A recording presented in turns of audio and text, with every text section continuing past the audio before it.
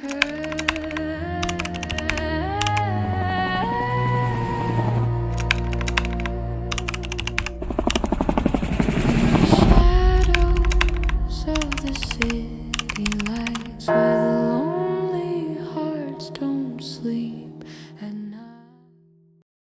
York City always felt louder in the early mornings. Subway trains screeching, coffee carts heating up, strangers brushing past each other like ghosts in a hurry. Daniel stood on the platform of the 14th Street subway station, hands buried in his pockets, shoulders heavy from another sleepless night. A cold draft rolled through the tunnel. He checked the time. 6 minutes until the next train. 6 minutes to be alone with thoughts he'd rather avoid. He pulled out his phone for distraction, and that's when it happened. A soft vibration, a single notification. He frowned. It wasn't from anyone he knew. I read your comment on that video, and I felt what you felt. The message was from someone named Ilara. Daniel blinked, confused. He hadn't commented on anything recent, and definitely not anything emotional. But somehow, this message was already pulling him in. He stared at the words glowing on his screen. I love you too. But here's the thing. He had never met her, not once. And today, he was finally going to find out who she really was. A woman he trusted, a woman he adored, a woman who might not even exist. This is the story of the woman he never met. Daniel wasn't lonely, not exactly. He just didn't trust easily anymore. Not after his last breakup, the one that carved something out of him. His apartment in the Lower East Side felt less like a home and more like a place he went to wait for tomorrow. Work, eat, sleep, repeat. His phone buzzed again. Another message from Ilara. I saw what happened today. You didn't deserve that. Daniel froze. How could she know? Earlier that morning, a stranger bumped into him spilling his coffee. He never posted about it, never mentioned it, and yet she somehow knew.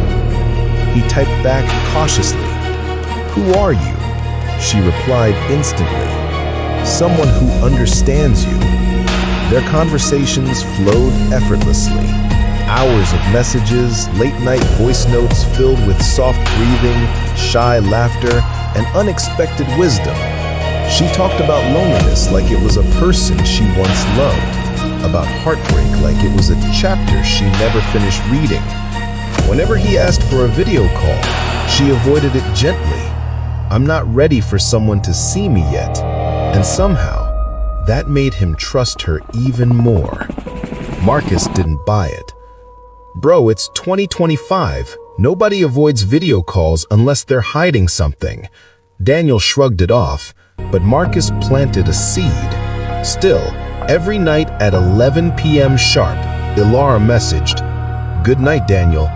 Every morning at 7:14 a.m., "Wake up, it's a new day."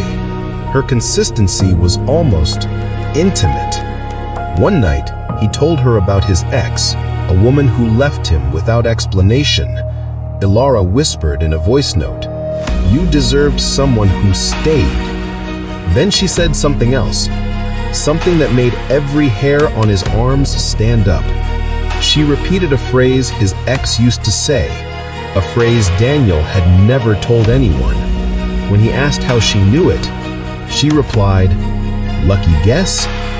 But it didn't feel like a guess. Over the next weeks, their bond deepened.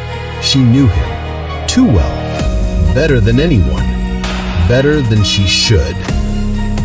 If you're still listening right now, hit the like button so more people discover this story. It helps the channel grow. Now, back to Daniel. One Saturday afternoon, he was at a cafe in Brooklyn, sipping overpriced coffee, tapping his foot nervously. He texted her, "I wish you were here." A woman 2 tables away looked up at him, directly, almost knowingly. At that exact moment, Ilara replied, "I am." Daniel's breath stuttered. He scanned the room slowly. The woman quickly looked back down to her book. Daniel typed, "Are you joking?" "No," she wrote. "Don't look for me yet." His pulse hammered. This wasn't normal, not romantic, not cute. But loneliness, it makes dangerous things feel beautiful. Over the next few days, Ilara's presence intensified, not just digitally. She sent him a picture of a street view. Daniel looked outside his window and saw the same lamp, same angle, same curtains blowing. She sent him a voice note whispering, "Don't be afraid." But he was. Marcus begged him to stop. "It's not love," Marcus said. "It's surveillance." Daniel didn't listen because Ilara made him feel seen, and feeling seen is addictive. One evening, a package arrived at Daniel's doorstep. He hadn't ordered anything. Inside was a gray scarf, identical to the one Ilara wore. No note, no sender. Later, on his way to buy groceries, a stranger brushed past him and whispered, "Stay away from the woman in the gray scarf." Before Daniel could react, the stranger vanished into the crowd. Tell me in the comments, what would you have done at this point? Keep going or walk away? Daniel kept going. Of course he did. Curiosity is louder than fear. Weeks later, Ilara finally agreed to meet. She sent him a location, a quiet street at dusk. He arrived early, wind humming, shadows stretching long. Then she appeared. Same face, same eyes, same expression. She stepped close, inches from him. "You weren't supposed to find me," she whispered. A car passed behind them. Headlights flared white. And in that brief flash, she vanished, gone. No footsteps, no sound, nothing. Breath shaking, Daniel ran into nearby shops. "Did you see a woman just now? Gray scarf? Dark hair?" Everyone said no. Every single person. Back home, panic crashed over him. He searched every photo she sent. Reverse image search.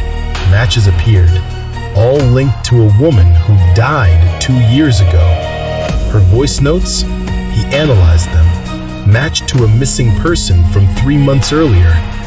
The locations she gave him, together they formed a geometric pattern marking disappearances across the city. Marcus stepped in, terrified. "You weren't talking to one woman, you were talking to a memory." Daniel refused to believe it, until the very last message. He stood on his balcony, city lights flickering beneath him, phone trembling in his hand. A new message arrived. "I told you I wasn't ready to be seen." Then another, a picture. He opened it and froze. It was a picture of him standing on his balcony, taken from behind. Someone had been there, close, watching. Another message. "As long as you love me, I'll never leave." Daniel dropped his phone. Wind brushed his neck, soft, almost like breath. Love changes people, but the wrong love changes reality. His phone camera kept recording, just the night sky and faint footsteps behind him. Marcus called. No answer. Called again. Still nothing. Then Marcus received a text from Daniel's number. A single sentence. "Don't look for me." But Daniel didn't send it. He was miles away, and his phone was still on the balcony floor.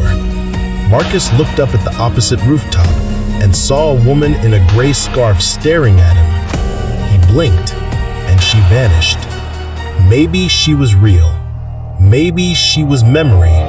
Or maybe she was every fear we carry about being loved and being left. Tell me what you think happened. Comment your theory below and subscribe. You'll want to hear what happens next.